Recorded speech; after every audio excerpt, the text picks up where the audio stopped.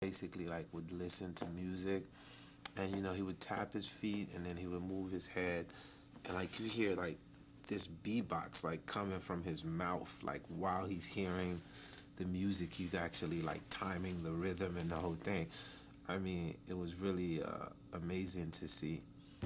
Welcome back to Michael Jackson's Human Nature. Throughout Michael's career, he always made it a point to personally reach out to the hot hit makers of the moment when it was time to record new music. And rarely did these star artists miss an opportunity to work with the king of pop. One artist who got that opportunity was Akon. A couple of years ago, Michael invited him to his studio in hopes of writing new music. What resulted was one of the most memorable moments of Akon's life. Like, my favorite moments was the day we actually met, because I didn't expect him to be that cool. You know what I'm saying? I'm expecting him to be this just diva, just, hard to deal with, barely speak, got to send his message through somebody else. Like, these are the stories that you hear. So I'm going upstairs, and I knock on the door. His bodyguard opens, said, okay, he's waiting to meet you. So I walk in, and he's in a spinning chair, but he's facing backwards. So I walk in the room, and his back is turned. And the guard says, yes, Mike, Akon's here. So he just spins around, and just, like it was all choreographed, right? So off top, I'm like, oh, boy. You know what I mean? And as soon as he turns around, gets up, yo, what up, man? I was like, what up, Mike? And he gave me a pound. We hugged each other. He said, yo, man, I've been waiting to meet you for so long, man. This is a great honor. Thanks for showing up. Thanks for making the time. And in my mind, I'm like, no, I should be thanking you right now for making the time, But it was the craziest thing, because we sat down, we talked about Africa, we talked about my foundation, we talked about the music, we talked about girls. Like, we had a great, incredible time that day. I love movies. He was a moviegoer. He loves movies as well. And he was like, yo, man, I got to take you to this theater. This new technology they got, it's like 4D. Like, it feels like, the images are right in front of you, like you're actually in the mix of it. I was like, nah, I know 3D. He's like, no, listen, you got to check this out. I said, well, let's go. And he paused for a minute. He's like, okay. I said to myself, okay, I don't know how we expect to go to the movies, but you know what I'm saying? Like, this is Michael Jackson. Like, how the hell are we going to actually go to the movies? So the next day, he calls my room. We was both staying at the Palm in Vegas. He's like, you ready? I'm ready. I was like, yeah, let me get dressed. But at the time, I thought he was just joking. I didn't think he was really. I thought he was going to probably just rent, we go through the back late night or something. This is broad daylight. So he grabbed the kids. They looking normal. Mike comes out. He has his disguise on, So I starts laughing because I didn't recognize him, It wasn't like he had a fake mustache or he had a wig or nothing. He just had a simple hoodie on. So when you look at it, he could have easily passed to be a Saudi or somebody like that. You know what I'm saying? So we're going into the mall. We get on the elevator, go down. We're going through the hotel where they have the IMAX thing.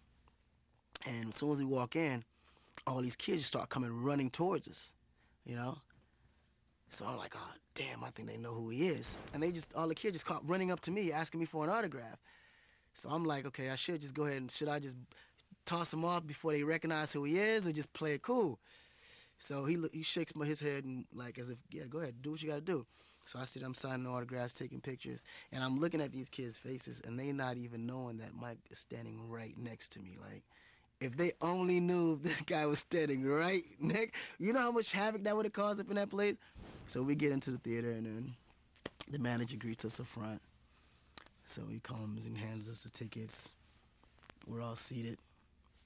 So as we, talking, sometimes I forget that he's supposed to be in his disguise, And I keep calling him Mike. Right? And this little girl hears it. She's like, and she looks over, and I think she recognized him. Like, I really think she did. So then when I realized she was peeping, then I start calling him Dave. But she wasn't stupid. So she runs up, full speed, goes all the way to the top of the theater. And I see her whisper. And I look up, and the girl's just pointing. And I know she's not pointing at me. Like, I know this. And I think he kind of felt it, too. So right before the movie was over, we just all got up and started walking out. But by the time we got to the car, everybody in that place knew that possibly that could have been him. It was just the funniest thing, man. He was extremely funny, you know, he tells jokes, he laughs a lot, he just liked to have fun. Michael definitely had a sharp sense of humor, but when it came to making music, Akon remembers him being all business. Well, a lot of our memories in the studio was a lot of it work because he was so focused on trying to get the right material out that we didn't really play around in there. You know what I mean? Like, we talked, but we rarely joked, because at that moment, regardless of what we was doing then, let's get serious and let's really do what we came here to do. He was never satisfied. Like, we might have passed up ideas that I know for a fact that my heart was smashes. He'd be like, nah, we gotta come up with better. We gotta come up with something better. I'd be like, Mike, you can't get no better than this. What do you mean? No, trust me. If we can create this, we can create better. So it was over, and I promise you, as soon as we create something better than that, he'll say, we can do better. So we could never do better, because his expectation was so high, and I think that was one of the main reasons why it took so long for him to create a project and him to be happy with it, because he was so hard on himself and such a perfectionist to a point where no matter how incredible the record was, he believed it can get more incredible. Like, we never finished. It always became, we did tons of ideas. Like, ideas, I got ideas for years. Literally, I got ideas now that I probably use for myself because we never got a chance to use them. But I know were great, you know what I mean? Because me, music was always just fun and great going. But with him, it was a legacy that has to be, and a reputation that he had to have, and a standard that he had to continually match or get beyond, because he had accomplished and done so much to a point where he had to expand higher than where he was already at. He created a standard so high for himself that he could not see himself lose. But in this way, you know, I think I could never dispute with him, because at the end of the day, when the project was done, you couldn't deny it. When we come back, we'll learn how Michael gave back. This guy had the biggest heart of anybody, and really, really did care about improving the human condition. Plus, producer Teddy Riley shares his own first-hand knowledge of Michael's relationship with his kids.